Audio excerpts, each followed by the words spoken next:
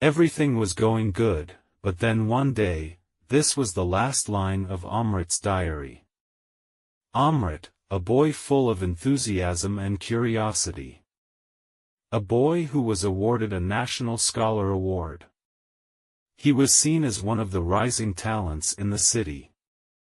Amrit was very keen on technology. He loves to explore and learn new things. Time passed away, Amrit grew up, completed his studies, and decided to start his own business.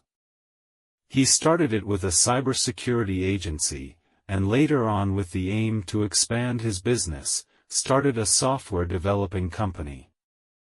At the age of 26, he was recognized as one of the most promising entrepreneurs all around the world. He made lots of money, reputed fame, and of course had a luxurious life. One day Amrit went out with his team, to see the plot of land, that they were interested to buy. It was going to be a life-changing deal for him. The location of the plot was surrounded by a huge slum area. He was interested to know about the life of slum people, so he visited them. Being stunned to see their living standard, he felt so touched by their poverty. He got to know that poverty was affecting them badly, that they even sometimes spend their whole day without having a meal.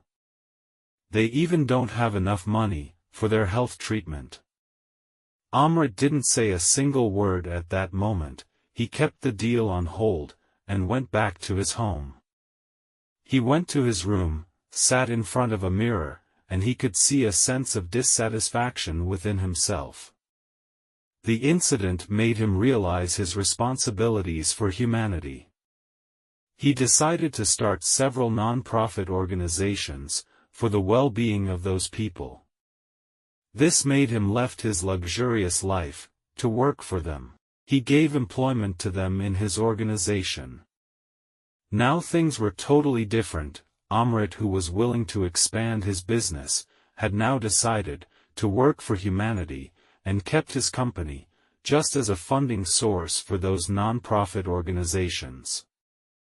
Things were going the way he wanted to be, but one day a newspaper published an article that Amrit's company was stealing data from its users. It also said that the purpose of those non-profit organizations was to divert people from their illegal activities. He was totally shocked to see the news of a false claim on the headlines of a newspaper. Amrit never thought of such things to happen. He was totally blanked out on how to react. After this, things were not going to be easy for him. There were debates on a news channel, on what action should the government take on Amrit's company. Amrit was so stunned by the incident around him, and the most disappointing moment for him was that, for those people he dedicated his whole life, were now out on road with banners, demanding the closure of Amrit's company.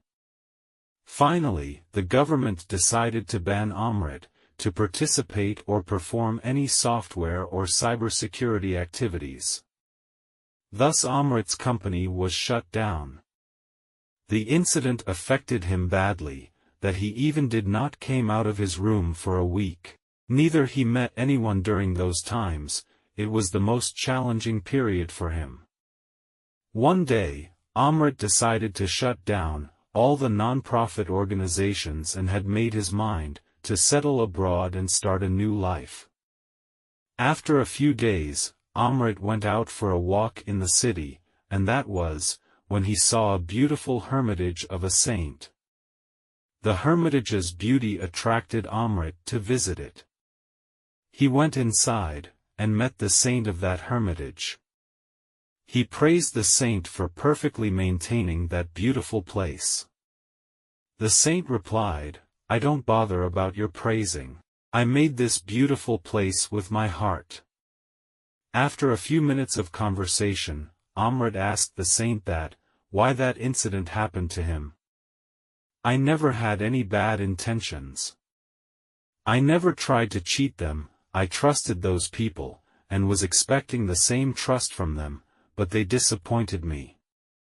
I had decided to leave all this, and settle abroad to have a better life, said Amrit.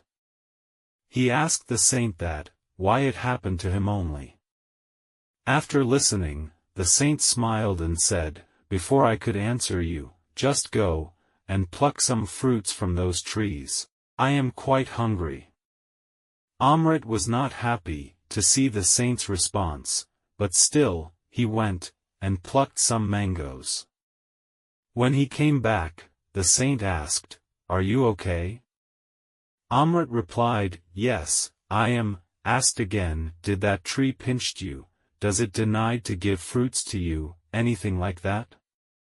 Amrit replied, No, how it can do that. Saint smiled and said, That's what life is. This is the universal law of nature, a law that we humans had forgotten. The tree never expects that someone will give it something, for the exchange of fruits or using its wood. Nature had taught us that love is unconditional. There should not be any expectations, as all problems are due to expectations only. Nature only wants you to maintain it for your benefit only. If we do something with the expectation to get something in return, then it's a selfish nature. The best thing that the Almighty had ever created is love. We should love something or someone, but expecting the same is not love, it is attachment. We love them, but we shouldn't expect to get it back. If we started expecting, then the universal law of love will not exist anymore. It will just become exchange of emotions. Everyone should apply the same law to their work, they should simply start loving it.